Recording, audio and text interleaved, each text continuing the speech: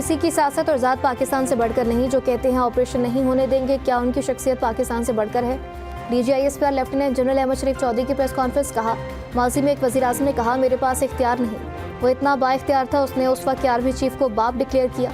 साबिक DGISI को सियासत के लिए इस्तेमाल किया। कौम का एक ही बाप है, वो बानी पाकिस्तान है।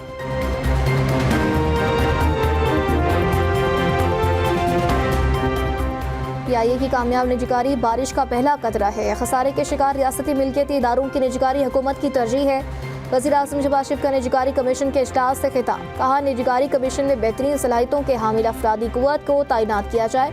वज़ीर-आज़म के निजकारी कमीशन को डिजिटाइज करने की हिदायत। कहा, निजकारी कमीशन के मनसूबों का बैनुल-अक़वामी मयार की फर्म से थर्ड पार्टी ऑडिट करवाया जाए। और वज़ीर-आज़म शहबाज शरीफ की नून लीग के रहनुमा राजा ज़फ़रुल हक की रिहाइश का आमद। वज़ीर-आज़म ने सीनियर सियासतदान की इयादत की। जल्द सेहतियाबी के लिए दुआ। शहबाज शरीफ ने पार्टी और पाकिस्तानी सियासत के लिए राजा ज़फ़रुल हक की खिदमत को सराहा।